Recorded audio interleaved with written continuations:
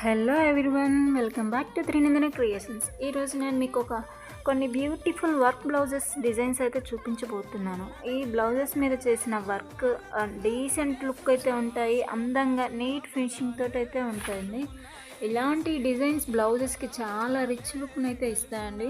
Blouse work చేయించుకునేటప్పుడు మనం design మాత్రమే కాకుండా ఫినిషింగ్ చాలా ఇంపార్టెంట్. డిజైన్ ఎంత అందంగా ఉన్నా స్టిచ్చింగ్ మరియు